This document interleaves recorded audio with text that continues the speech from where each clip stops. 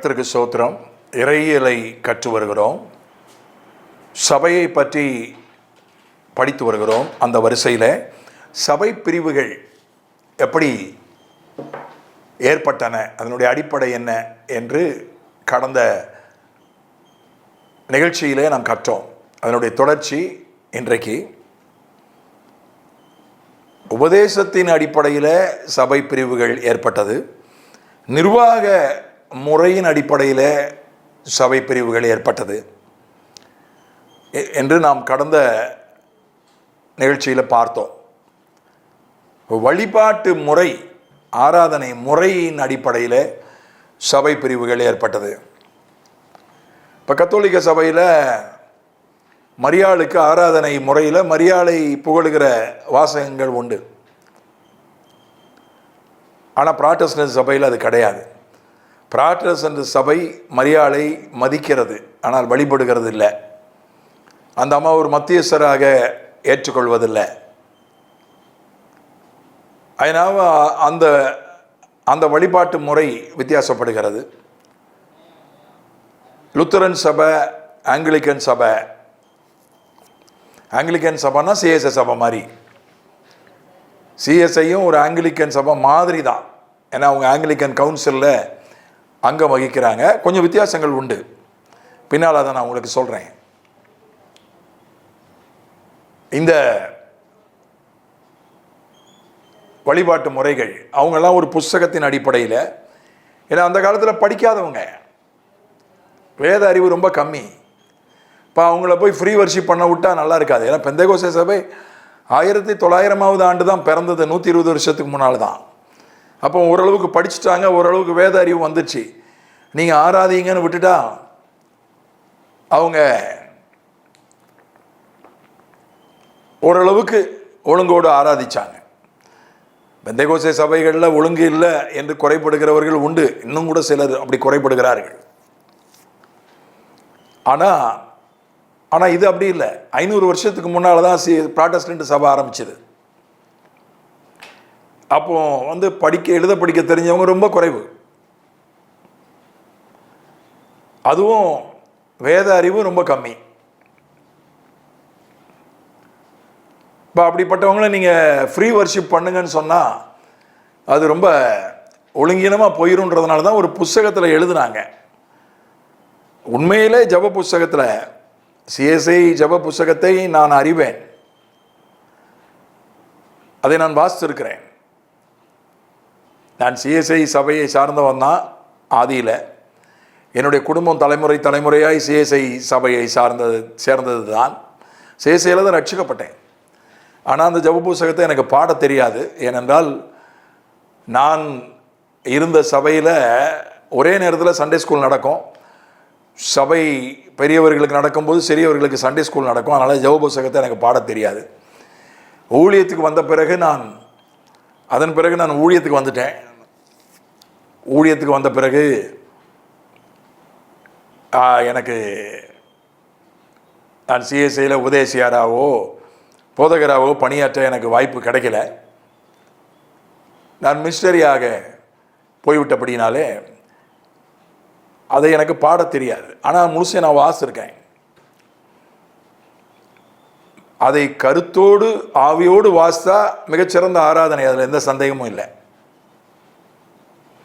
அப்போ புஸ்தகத்தை பார்த்து அது ஒரு ராகத்தில் இப்படி தான் பாடணும், ஏன் அப்படி பாட வச்சாங்கன்னா அந்த காலத்தில் எழுத படிக்க தெரியாது, மனப்பாடமாக தான் ஜப புஸ்தகத்தை ஜப புஸ்தகம் யாருக்குன்னா ஆராதனை நடத்துகிறவருக்கு, உபதேசியாருக்கு, போதகருக்கு, அவங்களுக்கெல்லாம் எழுத படிக்க தெரிஞ்சிருக்கும். உபதேசியாருக்கு பெரிய அளவில் வேத அறிவு இருக்காது. அவர் தான் அந்த ஜப புஸ்தகத்தை பார்த்து ஆராதனை நடத்துவார்.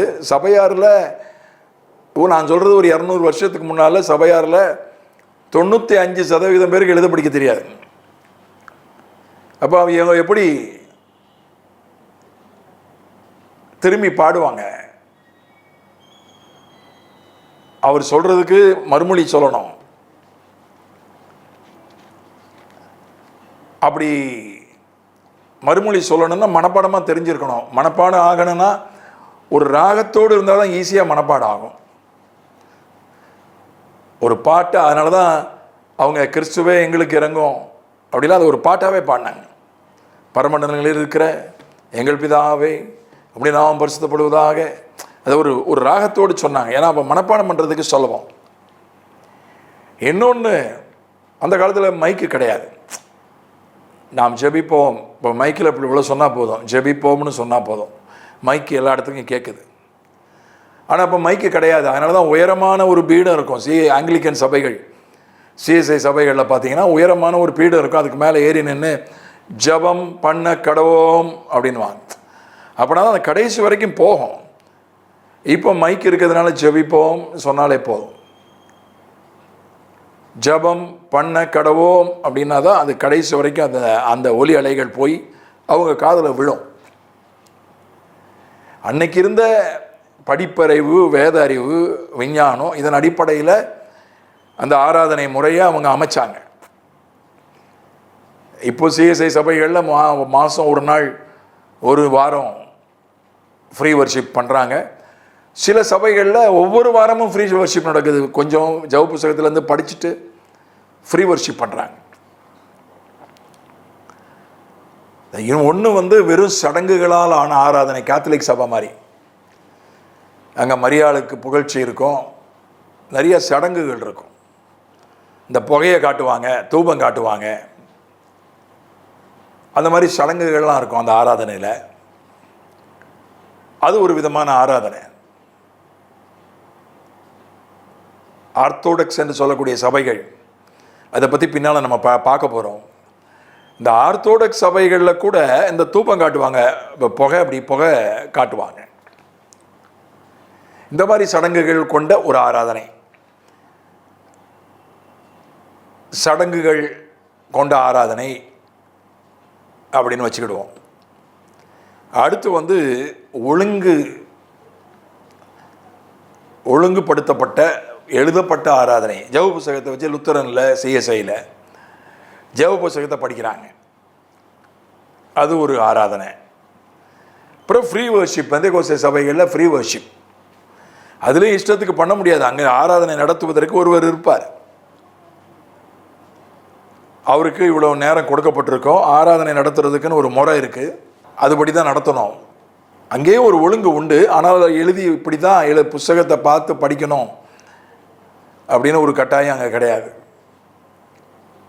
அங்கேயே ஒரு நடத்துனர் இருப்பார். இஷ்டத்துக்கு எல்லாம் ஆராதிக்க முடியாது. அவர் எழுந்துருங்கன்னா எழுந்திருக்கணும், அவர் முழங்கால் போடுங்கன்னா முழங்கால் போடணும், ஒரு கையை உயர்த்துங்கன்னா கையை உயர்த்தணும், அவர் ஒரு பாட்டை நடத்தினா அந்த பாட்டை சேர்ந்து பாடணும், அவர் வாயை திறந்து சோத்திரம் பண்ணுங்கன்னா சோத்திரம் பண்ணணும், நம்ம கொஞ்சம் நேரம் ஒரு 2 நிமிஷம் அந்நிய பாஷை பேசுங்கன்னா பேசணும். அங்கேயே ஒரு ஒழுங்கு இருக்கிறது. அங்கேயே ஒரு நடத்துதல் இருக்கிறது, வழிகாட்டுதல் இருக்கிறது. இஷ்டத்துக்கு பண்ணுறதில்லை.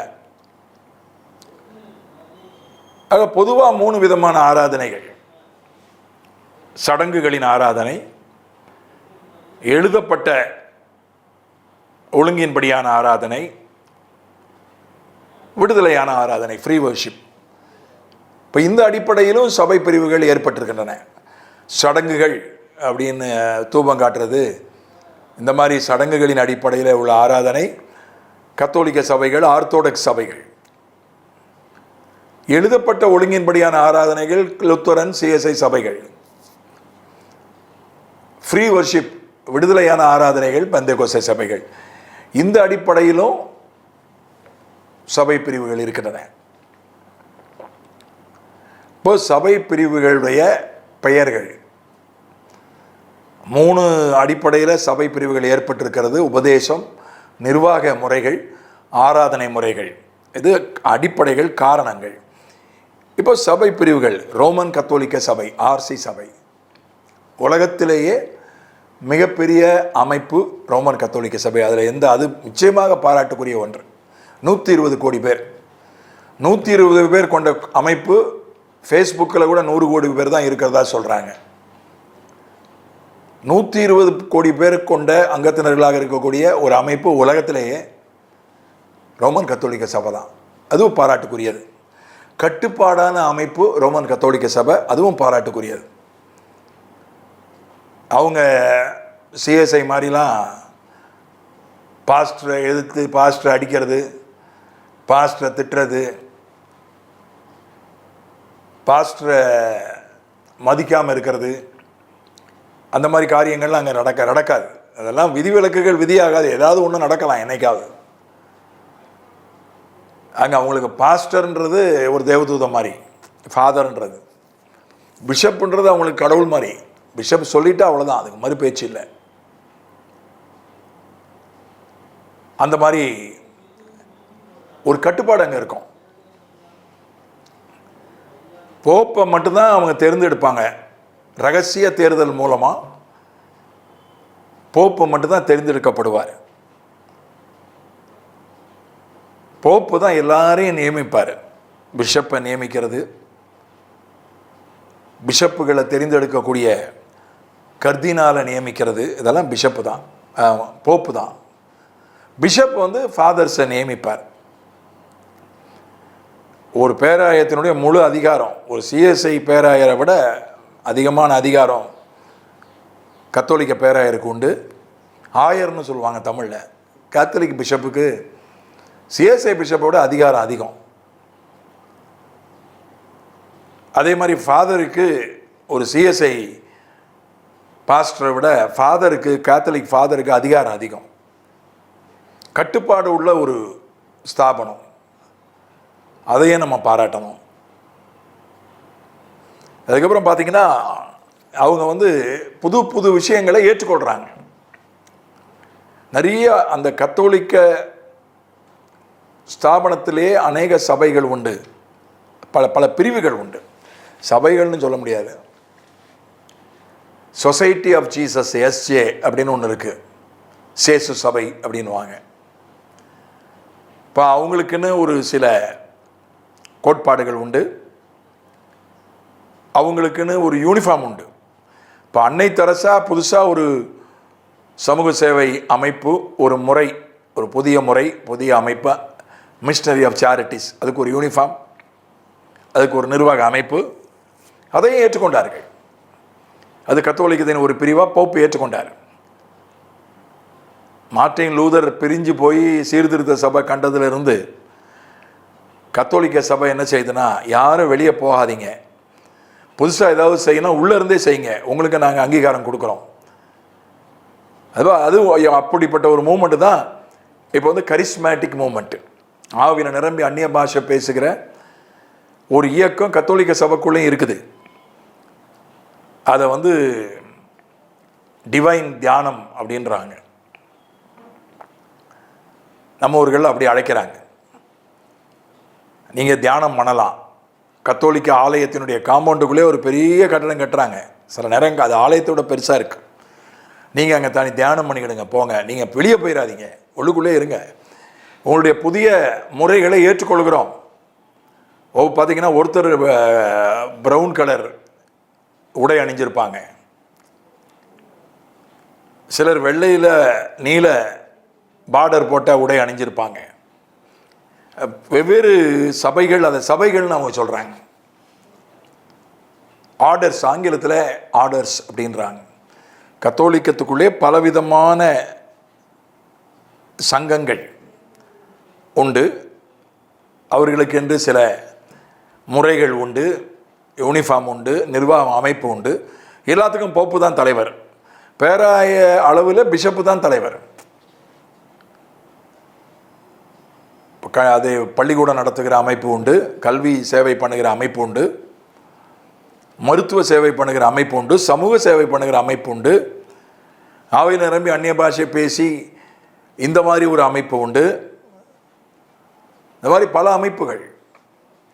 தனியாக ஊருக்கு வெளியே தனியாக இருந்து விவசாயம் பண்ணி அந்த விவசாயத்தின் பலன்களை மட்டும் மக்களுக்கு கொடுத்து விட்டு ஊருக்கு வெளியே தனியாக அமைதியாக ஜெபம் பண்ணிட்டு இருக்கிற அப்படி ஒரு அமைப்பும் உண்டு கேத்தலிக்கு சபைக்குள்ள. இந்த மாதிரி பல அமைப்புகள் உண்டு. இப்போ இது ஒருவேளை அவங்க உபதேசங்களை நம்ம மரியாள் வணக்கத்தையோ தூதர் வணக்கத்தையோ புனிதர் வணக்கத்தையோ சுரூப வழிபாடையோ நம்ம ஏற்றுக்கொள்ள முடியாது, ஏற்றுக்கொள்ள மாட்டோம். ஆனால் இதெல்லாம் பாராட்டுக்குரியவை. இந்த கட்டுப்பாடு, புதுசாக ஒருத்தன் வந்தானா நீ வெளியே போயிடாதப்பா, உள்ளுக்குள்ளே இரு, உனக்கு நான் சுதந்திரம் தரேன், இடம் தரேன்,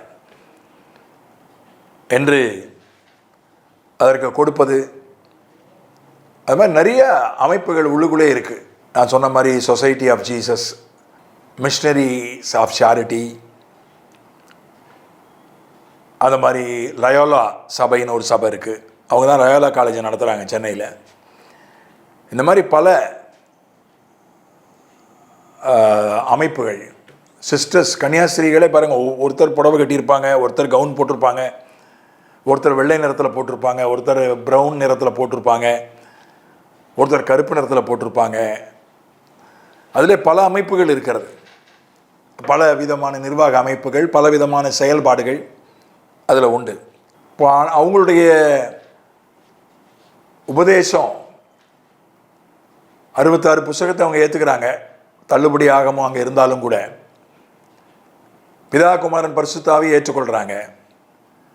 இந்த சுரூப வழிபாடு, மரியாள் வழிபாடு, தேவதூதர் வழிபாடு, இதெல்லாம் வேதத்துக்கு புறம்பானது, நாமும் அதை ஏற்றுக்கொள்வதில்லை.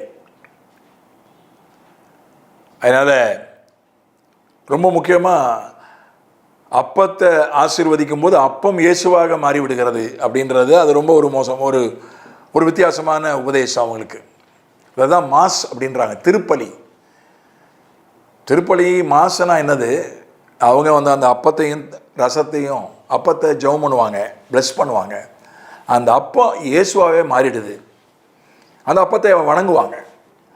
இது ஒரு வித்தியாசமான உபதேசம், முரணான உபதேசம், மாறுபாடான உபதேசம்.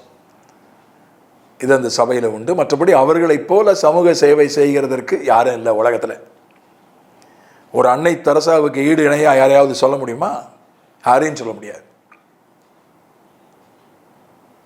எமி கார்மைக்கேல் அம்மையாரை சொல்லலாம், அவங்க இப்போ வரலாற்றில் இருக்கிறார்கள். இப்போது கான்டெம்பரரி சமகாலத்தில் யாரையும் சொல்ல முடியாது. சமூக சேவையில், கல்வி சேவையில், மருத்துவ சேவையில் கத்தோலிக்கர்களுக்கு ஈடு என கிடையாது. பாராட்டுக்குரியவர்கள், அவரிடத்தில் நாம் கற்றுக்கொள்ள வேண்டியது நிறைய இருக்குது. ஆங்கிலிக்கன் சபை, அடுத்தது லுத்தரன், அதுக்கு முன்னால் ஆர்த்தோடாக்ஸ் எடுத்துக்கலாம். இப்போ வந்து சீர்திருத்த சபை, புராட்டஸ்டன்ட் சபை ஒரு 500 வருஷத்துக்கு முன்னால் மார்ட்டின் லூத்தரால் ஸ்தாபிக்கப்பட்டது. சடங்குகள், மூட நம்பிக்கைகளில் மூழ்கி கிடந்த கத்தோலிக்க சபையை கேள்வி கேட்டு தட்டி எழுப்பி, அது கேள்விக்கு பதில் சொல்லாத நிலையில், விழித்து கொள்ளாத நிலையில், விசுவாசத்தால் நீதிமான் பிழைப்பான் என்று தனியாக ஒரு இயக்கம் கண்டவர் மார்ட்டின் லூத்தர். இது 500 வருஷத்துக்கு முன்னால். புராட்டஸ்டன்ட் சபை அப்போ தான் பிறந்துச்சு. ஆனால் 1000 வருஷத்துக்கு முன்னால் ஆர்த்தோடாக்ஸ் சபை பிறந்துச்சு. அப்போ தான் கேத்தலிக் ஆர்த்தோடாக்ஸ் என்ற பேரே உண்டாச்சு. அதுக்கு முன்னால் அந்த பேர் கிடையாது. ரோமன் கேத்தலிசம், ரோம சபை, கிழக்கு சபை அப்படின்ற அந்த ரோமாபுரிக்கு கிழக்கு இருக்கிறதுனா வேற சபை, வித்தியாசமான சபை. ஈஸ்டர்ன் சர்ச் கிழக்கு சபை அல்லது ஆர்த்தோடாக்ஸ் சபை. ரோமாபுரியும் அதுக்கு மேற்க இருக்கிறதும் அது வந்து ரோம சபை, ரோமன் கேத்தலிக் சபை அப்படின்னு 1000 வருஷத்துக்கு முன்னால் ஒரு பிரிவினை உண்டாச்சு. அது நிர்வாக பிரச்சனை. போப்பினுடைய தலைமையை ஏற்றுக்கொள்ள மறுத்தாங்க. கிரேக்க சபை, சிரிய சபை, ரஷ்ய சபை, எத்தியோப்பிய சபை, எகிப்து சபை, இவங்கெல்லாம் போப்பினுடைய தலைமையை ஏற்றுக்கொள்ள மறுத்தார்கள் 1000 வருஷத்துக்கு முன்னால். மார்ட்டின் லூத்தருக்கு 500 வருஷத்துக்கு முன்னால். அதனால் அவைகளெல்லாம் தனியாக வந்தன. ரோமாபுரியும் அதற்கு மேற்கில் இருக்கிற சபைகளும் தனியாக செயல்பட்டன 1000 வருஷத்துக்கு முன்னால். அந்த ரோமாபுரியும் அதற்கு மேற்கில் இருக்கிற சபைகளும் போப்பின் தலைமையின் கீழே தொடர்ந்தன. ரோமாபுரிக்கு கிழக்கே இருக்கிற சிரியா, கிரீஸ், கிரேக்க சபை, ரஷ்ய சபை, எகிப்து சபை, எத்தியோப்பிய சபை, இவைகளெல்லாம் ஆர்மீனியன் சபை, இவைகளெல்லாம் தனியாக பிரிந்து சுயாதீனமாக இயங்க ஆரம்பித்தன. இதுக்கு வந்து பழமைவாத சபை அல்லது கிழக்கத்திய சபை, ஈஸ்டர்ன் சர்ச் அல்லது ஆர்த்தோடாக்ஸ் சர்ச்னு அர்த்தம். இப்போ சிரியாவில் இருக்கக்கூடிய சபை, அது கேரளாவில் அதனுடைய கிளைகள் உண்டு. மார்த்தோமா சபை அப்படின்றாங்க, சிரியன் ஆர்த்தோடாக்ஸ் சபை, சிரிய பழமைவாத சபை அல்லது மார்த்தோமா. அதனுடைய தலைநகரம், அதனுடைய தலைமை ஸ்தானம் திருவல்லாவில் இருக்குது. சிரியாவினுடைய முறையை இவங்க பின்பற்றுறாங்க, சிரிய சபையினுடைய முறைகளை இவங்க பின்பற்றுறாங்க. மிகப்பெரிய ஒரு ஸ்தாபனம் மார்த்தோமா சபை. அதே மாதிரி ஜாக்கோபைட்ஸ், அதுலேயே அந்த ஆர்த்தோடாக்ஸ் சபையிலேயே சிரியன் சபையிலேயே அது கொச்சி தலைமை ஸ்தாபனம்.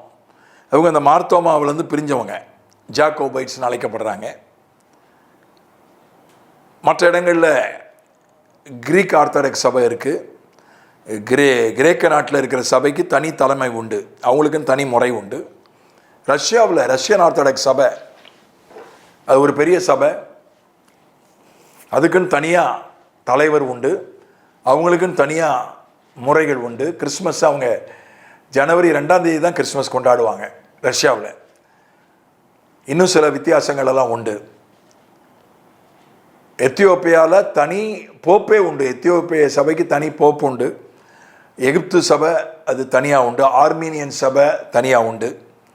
இதெல்லாம் 1000 வருஷத்துக்கு முன்னால் பிரிஞ்சு போன ஆர்த்தோடாக்ஸ் சபைகள், ஈஸ்டர்ன் சர்ச்சஸ், கிழக்கு சபைகள், பழமைவாத சபைகள். முக்கியமாக அவங்க என்னென்னா அந்த தூபம் காட்டுவாங்க. இந்த சபைகள்லாம் கேத்தலிக் சபையில் தூபம் காட்டுற மாதிரி இவங்க மரியாள் வணக்கம் பண்ண மாட்டாங்க, சுரூபங்களை வணங்க மாட்டாங்க, புனிதர்களை வணங்க மாட்டாங்க. புனிதர்களுக்கு மரியாதை கொடுப்பாங்க, வணங்க மாட்டாங்க. ஆனால் சடங்குகள் நிறையா இருக்கும். குறிப்பாக செலிபசி இருக்கும். செலிபசினா கேத்தலிக் சபையில் ஊழியம் பண்ணுறவன் கல்யாணம் பண்ணக்கூடாது, பாதிரியார்கள் கல்யாணம் பண்ணக்கூடாது, கன்னியாஸ்திரிகள் கல்யாணம் பண்ணக்கூடாது. அவர்கள் துறவு பூண்டு ஊழியம் செய்யணும். இது அந்த ஆர்த்தோடாக்ஸ் சபையில் உண்டு. அச்சன்னு சொல்கிறாங்க பாஸ்டரை, அவர் கல்யாணம் பண்ணிக்கலாம். ஆனால் பிஷப் கல்யாணம் பண்ணக்கூடாது. கல்யாணம் பண்ணாதவரை தான் பிஷப்பாக, துறவியை தான் பிஷப்பாக வைப்பாங்க ஆர்த்தோடாக்ஸ் சபைகளில். இந்த துறவுக்கு ஆர்த்தோடாக்ஸ் சபையில் மரியாதை அதிகம். கத்தோலிக்க சபைக்கும் ஆர்த்தோடாக்ஸ் சபைக்கும் ஒன்று வித்தியாசம் என்னென்னா, நிர்வாகம் வேறு, மரியாள் வணக்கம் சுரூப வணக்கம் கிடையாது, புனிதர் வணக்கம் கிடையாது. மற்றபடி அதை கேத்தலிக்லையும் சேர்க்க முடியாது, அதை ப்ராட்டஸ்டன்ட்லையும் சேர்க்க முடியாது. ரெண்டுக்கு நடுவில் உள்ள சபைகள் தான் கிழக்கு சபைகள், ஆர்த்தோடாக்ஸ் சபைகள். கேரளாவில் இருக்கக்கூடிய ஜாக்கோபைட்ஸும் மார்த்தோமாவும் அதுக்கு நல்ல உதாரணங்கள். அவர்கள் நடுவிலும் நல்ல ரட்சிக்கப்பட்டவங்க இருக்காங்க. கேரளாவில் கேபி யோகனன் அங்கேருந்து வந்தவ தான். ரவி ஜக்கரியாஸ் அப்போலஜெட்டிக் இவாஞ்சலிசம் காலஞ்சென்ற ரவி ஜக்கரியாஸ், அமெரிக்காவினுடைய ரவி ஜக்கரியாஸ் கேரளாக்காரர், மார்த்தோமா சபையை சார்ந்தவர் தான். பில்லிகிரகாமுக்கு அடுத்த மரியாதை அவருக்கு அமெரிக்காவில் இருந்துச்சு. இந்த அறிவுபூர்வமாக நற்செய்தி அறிவிப்பது அப்போலஜெட்டிக் இவாஞ்சலிசத்தினுடைய மிகப்பெரிய அத்தாரிட்டி அவர் தான். அதில் மிகச்சிறந்து விளங்கி வரவர் தான் அவர். இந்த சபையை சார்ந்தவர் தான். சமீபத்தில் காலஞ்சென்ற கேபி யோகனன் இந்த மார்த்தோமா சபையை சார்ந்தவர் தான். அதனால தான் அவர் பின்னால் ஒரு இவாஞ்சலிக்கல் சபையாக தான் ஆரம்பித்தார், பிலீவர்ஸ் சபையை, பிலீவர்ஸ் சபையை. அதுக்கப்புறம் பிலீவர்ஸ் ஈஸ்டர்ன் சர்ச்சுன்னு அதை மாற்றிட்டார், ஒரு ஆர்த்தோடாக்ஸ் சபையாக மாற்றிட்டார். ஒரு பேராயராகி ஒரு ஆர்த்தோடாக்ஸ் மாதிரி அதில் அப்புறம் புகெல்லாம் தூபெல்லாம் காட்ட ஆரம்பிச்சிட்டாங்க. அது ஒரு ஆர்த்தோடாக்ஸ் சபையாக ஈஸ்டர்ன் கிழக்கு சபையாக மாறிவிட்டது. அதனால் ஆர்த்தோடாக்ஸ் சபையை நாம் குறைத்து மதிப்பிடுவதற்கில்லை. ரவி ஜக்கரியாஸையும் கேபி யோகனனையும் தந்த சபை. அதனால் அதிலிருந்து இன்னும் அந்த மாதிரி எழும்பணும். அவங்களே ரட்சிக்கப்பட்டவங்களாம் இருக்காங்க, அபிஷேகம் பெற்றவங்களாம் இருக்காங்க. அவங்களும் ரட்சிக்கப்படுறதுக்கு, அபிஷேகம் பெறுறதுக்கு நம்ம ஜெபிக்கணும். மற்ற சபைகளை குறித்து அடுத்த வகுப்பில் பார்ப்போம். பிதாவே இயேசுவின் நாமத்தில் இந்த ஆர்த்தோடாக்ஸ் சபைகளை குறித்து நாங்கள் பார்த்தோம். ஆண்டவரே, கேத்தலிக் சபையை பற்றி பார்த்தோம். கேத்தலிக் சபையிலையும் ஆண்டவரே ஜனங்களை பக்தி உள்ளவங்க, அவங்கள மாதிரி பக்தி உள்ளவங்க கிடையாது. அவங்கள ரட்சியும், அங்கேயே ரட்சிக்கப்பட்டவங்க, அபிஷேகம் பெற்றவங்க இருக்காங்க.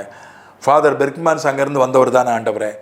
இன்னும் அந்த மாதிரி ஒரு ஆயிரக்கணக்கான ஃபாதர் பெர்க்மேன்ஸ்களை அங்கேருந்து எழுப்போம் ஆண்டவரே. அங்கேருந்து கொண்டு வரோம். ஆர்த்தோடாக்ஸ் சபைகள், ஜேக்கோபைட் மார்த்தோமா சபைகள், சிரியன் ஆர்த்தோடாக்ஸ் சபைகள், அவைகளுக்காக ஜெபிக்கிறோம். ரவி சக்கரியாஸ், கேபி யோகனன் போன்றவர்கள் அங்கிருந்து எழும்பினவர்கள் தான். அப்படி ஆயிரக்கணக்கில் கேபி யோகனன்களும் ரவி சக்கரியாஸ்களும் எழும்பட்டும். வழிபாட்டின் ஆராதனை முறையின் அடிப்படையில் சபைகள் பிரிந்து கிடக்கின்றன. இந்த நாட்களில் ஒரு ஃப்ரீ வர்ஷிப்பு ஒரு அலை வீசுகிறது. கேத்தலிக் சபையிலையும் ஃப்ரீ வர்ஷிப்புக்கு தனியாக கூட்டம் நடத்துகிறாங்க. சிஎஸ்ஐ சபைகளையும் ஃப்ரீ வர்ஷிப்புக்கு மாதம் ஒரு நாள் கொடுக்குறாங்க. இந்த ஃப்ரீ வர்ஷிப்புன்ற அலை, இந்த விடுதலையாய் ஆராதித்தல் என்கிற அலை வீசிக்கொண்டிருக்கிறதுக்காக ஸ்தோத்திரம். அது எல்லா சபைகளையும் ஒருங்கிணைக்க நாங்கள் ஜெபிக்கிறோம். இயேசுவின் மூலம் பிதாவே, ஆமென்.